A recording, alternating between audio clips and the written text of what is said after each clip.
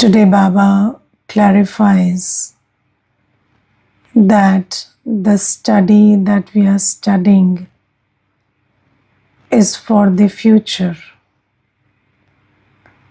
Are we clear about this?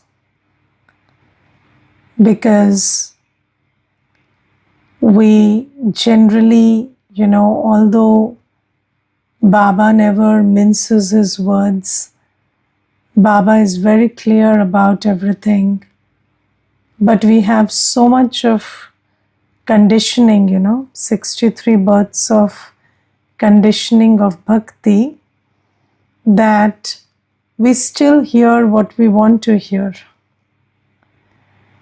And in all of 63 births, we have always prayed to God, not for the future, but for the present, for this life. And we always thought that when we pray to God, then He would do something to better this life, because we are body conscious. So of course we don't think beyond this life. And then, in body consciousness, you're only worried about tomorrow or 1 year later or 2 years later. You're not worried about the next birth. Your only concern is this birth. And then we always pray to God to better this birth. And now Baba tells us that Baba has come and Baba is teaching us, and Baba is not giving us just giving away everything, but Baba is telling us the method to be in a happy world for the next 21 births. Baba is not teaching us for this birth. Now you see, sometimes people think that when we belong to God, I remember there was this one sister, and she is in Gyan since Brahma Baba's time. So she came very young, and then she was sharing her experience that when we came to Baba, she said we were children, and we thought that when we belong to Baba, then we will never have a cough and cold, never have a fever, never have any loss, and we will never die also, because now we will belong to Baba. And then somebody had a cough and cold, and somebody had a fever, and then somebody, had other problems. And then we would sit and wonder, what is happening? This shouldn't happen, because, now we belong to Baba and this shouldn't happen. And then Baba would clarify that, no, I told you children, I have come to give the inheritance for the next 21 births.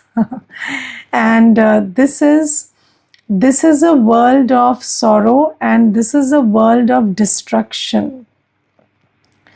And in this world, whether we belong to Baba or do not belong to Baba, the drama is such that if you look around, there is a very profound disintegrating force around you, where everything is slowly crumbling, all the institutional structures, the systems, everything is collapsing slowly, gradually.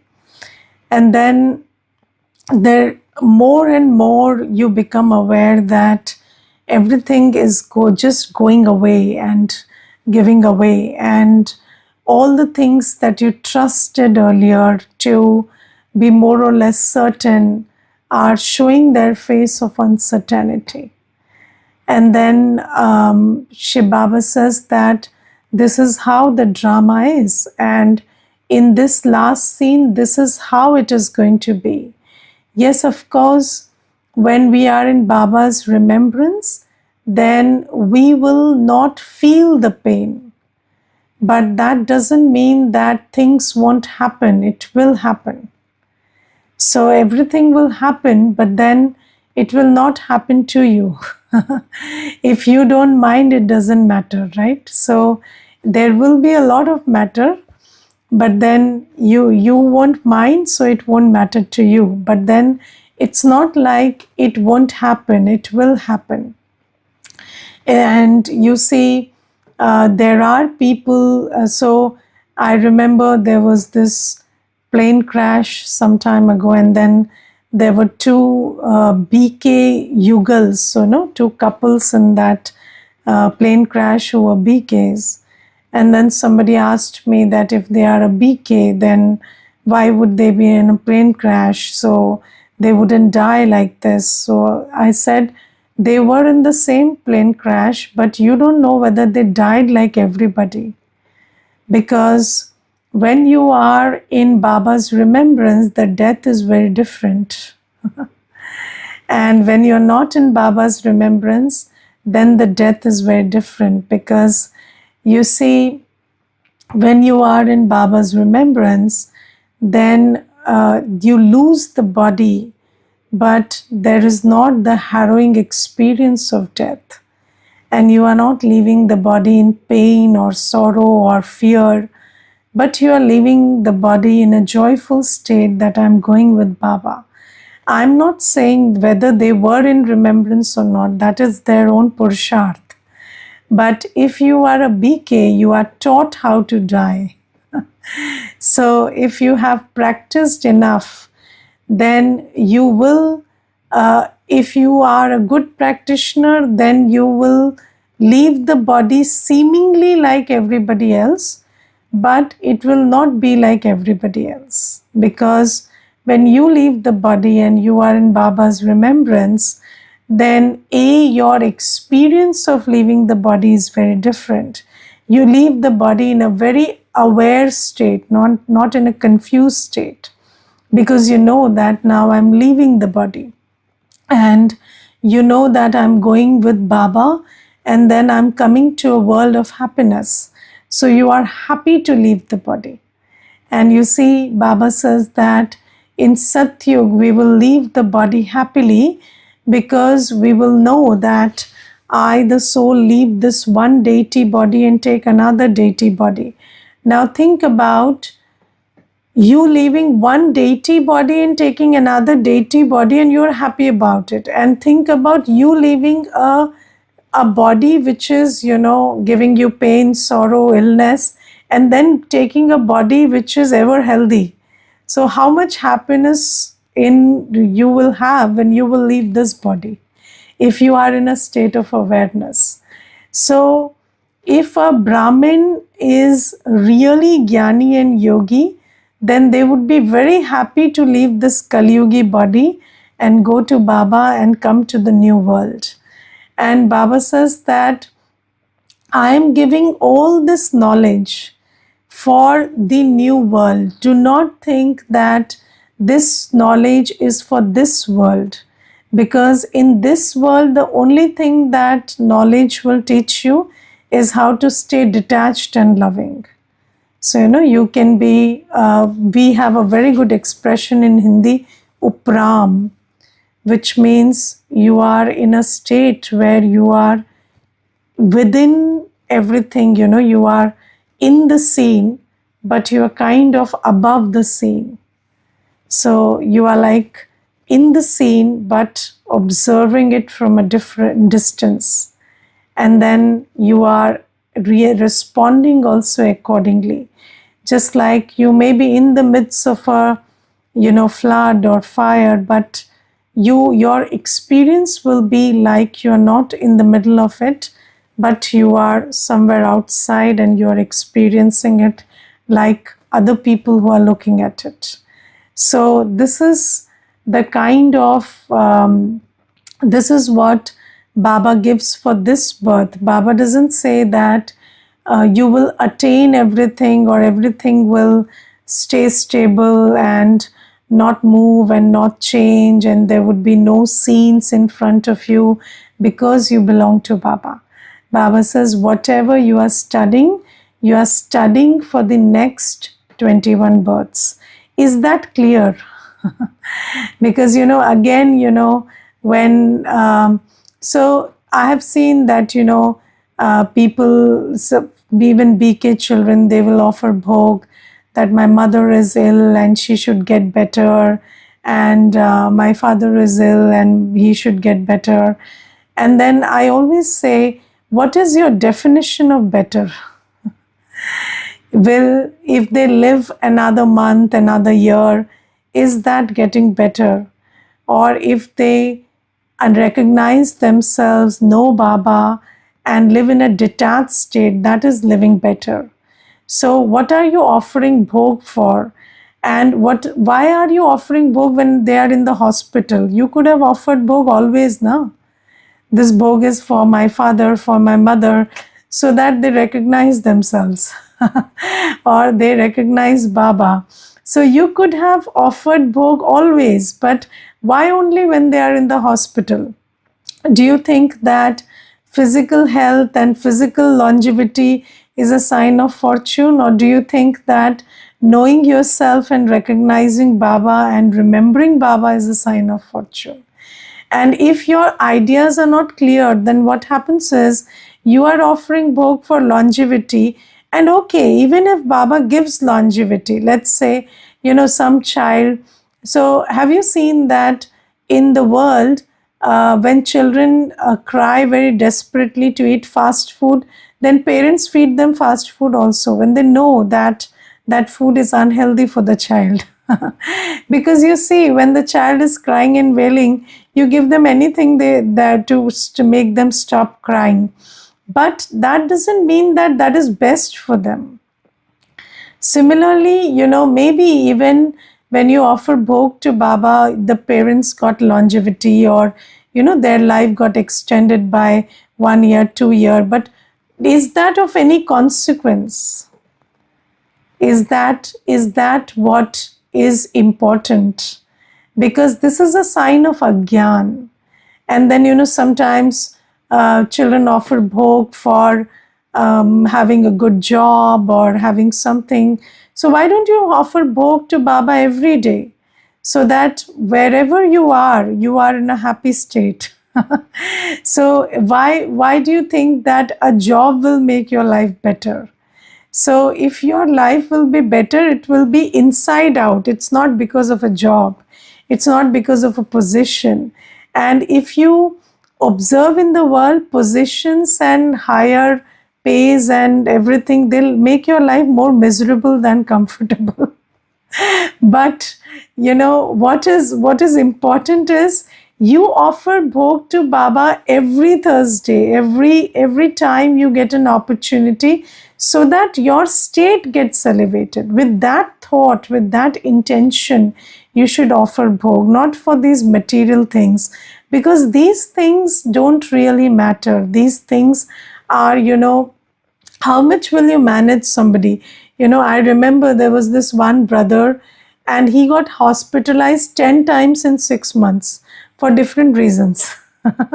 And he would get treated for one thing, and then he would have another ailment, and finally, when he made peace with his health, after 6 months, 10 times hospitalization, he came and told me in the center that, Didi, now I'm okay and willing to die. I have no problem, and I'm not afraid of any illness. I'm fine.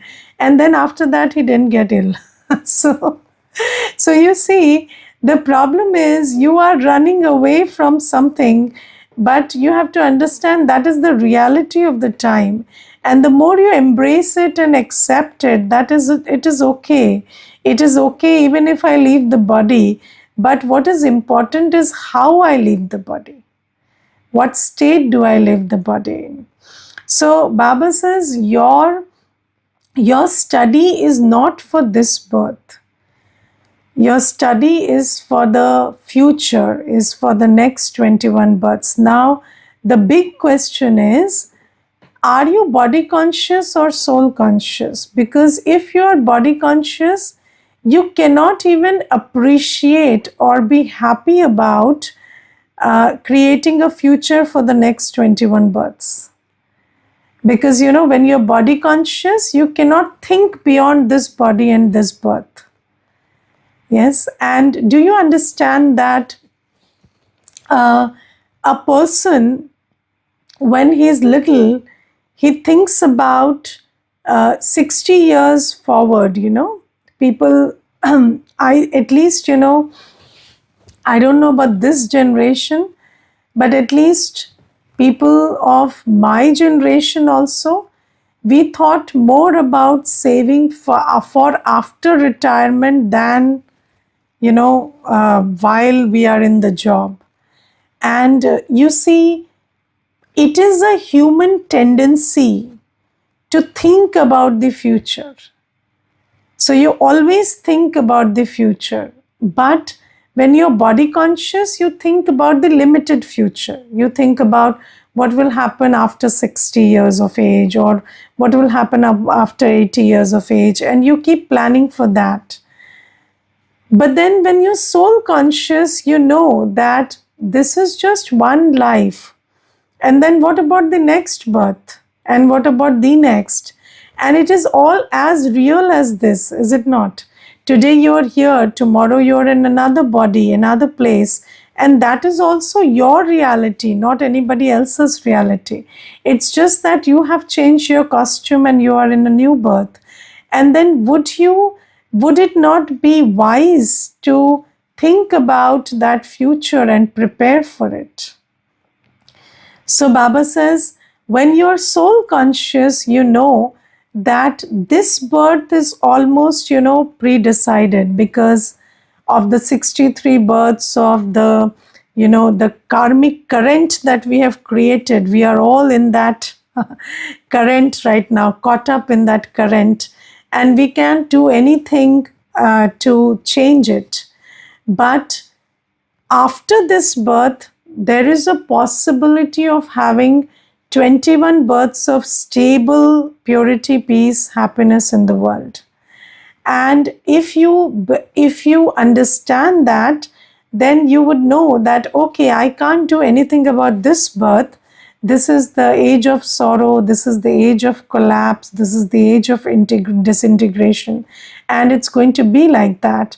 But then let me do what I can do right now, which is create a future of 21 births for myself.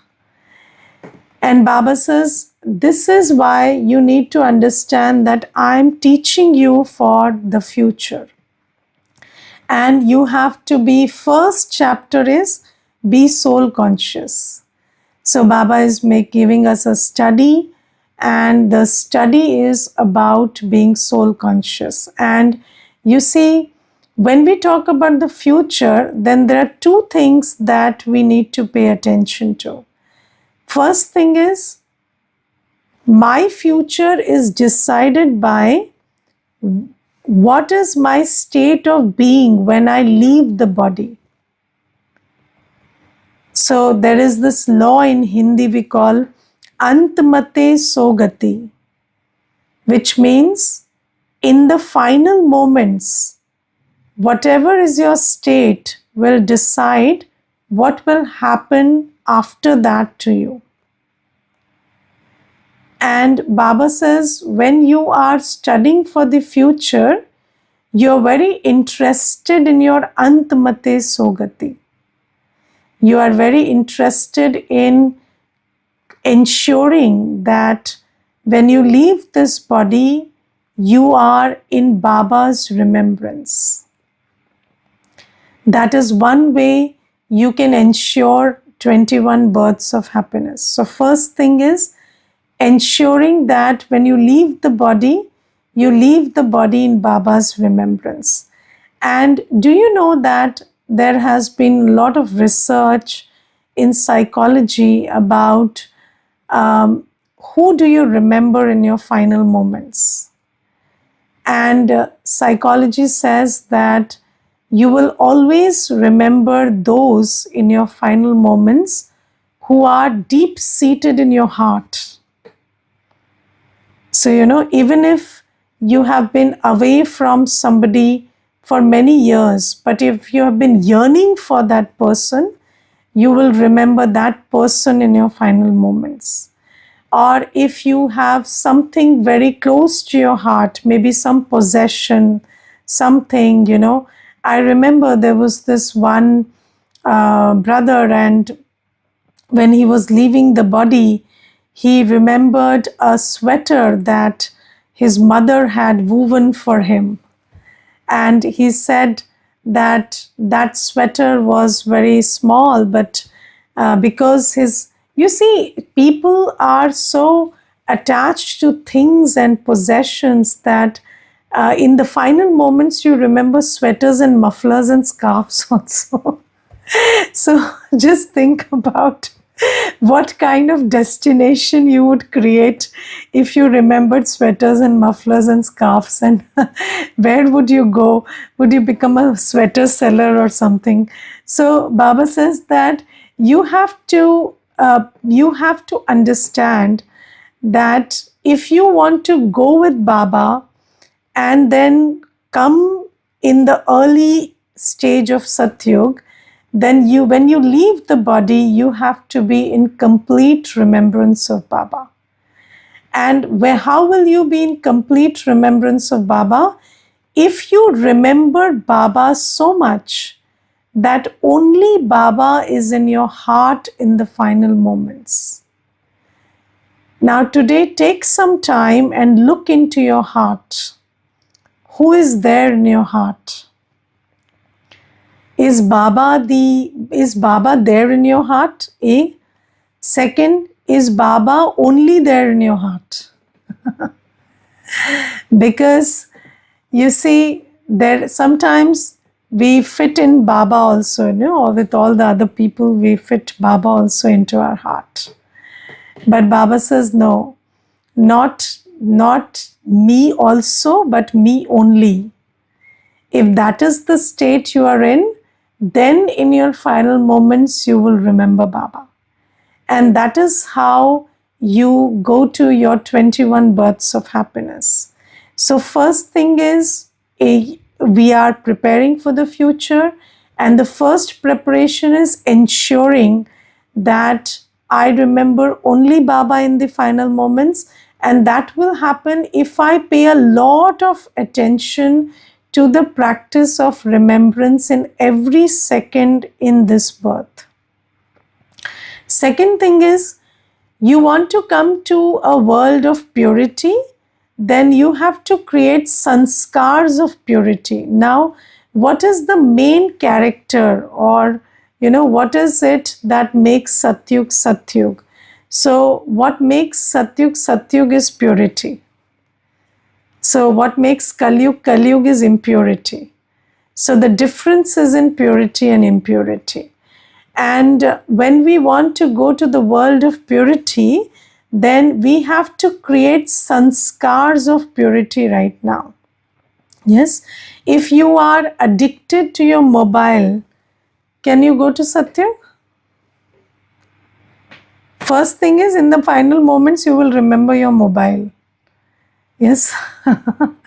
And second thing is, you cannot go to Satyug with these kind of addictions of things, anything Kalyugi, any attainment, anything. If you have these addictions of food and drink of the impure kind, you cannot go to Satyug with these sanskars. You cannot go to Satyug with any kind of impurity of thought, word, or deed. And there are so many impure actions in which we engage in Kalyug. And we think that is ordinary and natural because everybody is doing it. But Baba says all those things don't exist in Satyug. And today Baba talks about being a Vaishnav. So you have heard this word Vaishnav, and in the world, Vaishnav means vegetarian. When somebody says I'm a Vaishnav, it means that they are vegetarians. But Baba says Vaishnav, being a Vaishnav means belonging to the Vishnu community, which is belonging to Satyug. And in Satyug, you're not only vegetarian but also pure.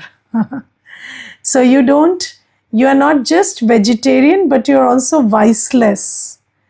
And Baba says, now you have to become double Vaishnav, which means you have to be vegetarian and viceless.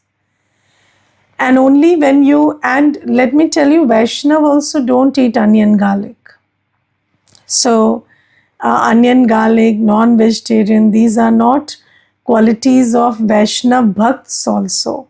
So those who call themselves worshippers of Vishnu also don't eat this stuff. And Baba says, now when you are talking about going to the Vishnu clan or community, then you have to be a real Vaishnav. And real Vaishnavas, first is they are vegetarians, and then they are also viceless, because in Satyug there is no lust, anger, ego, attachment, greed. So Baba says, are you preparing yourself for your Satyugi state? Because I'm teaching you for the future, but do you also have that aim? Because if you also have that aim, then you will check how much future ready have you become, how much have you created those sanskars which will make you go into the Vishnu Kul. And then third thing Baba says is, in the Gita also it is written that Kam Mahashatru hai, which means lust is the greatest vice.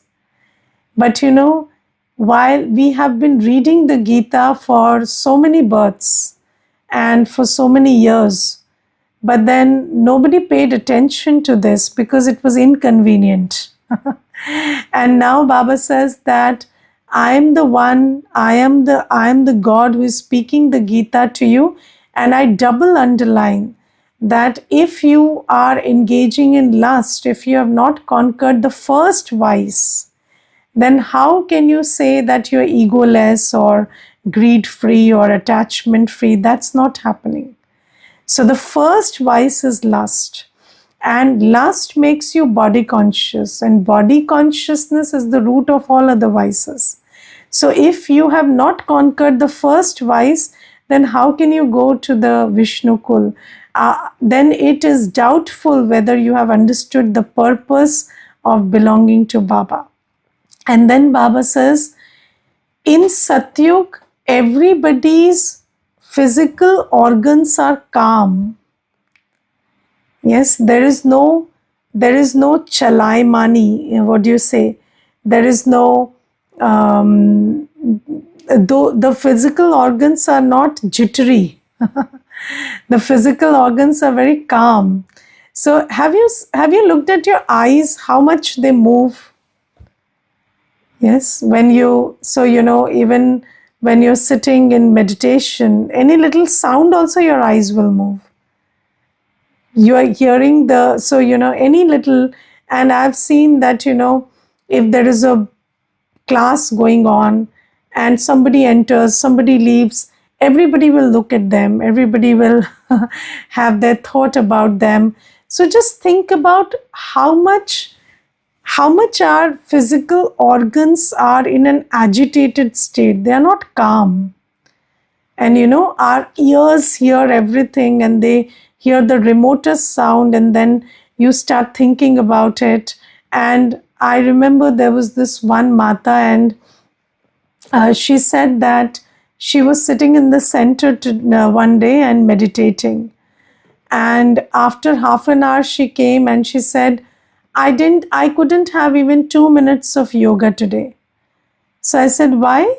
So she said, there was some sound coming from a distance.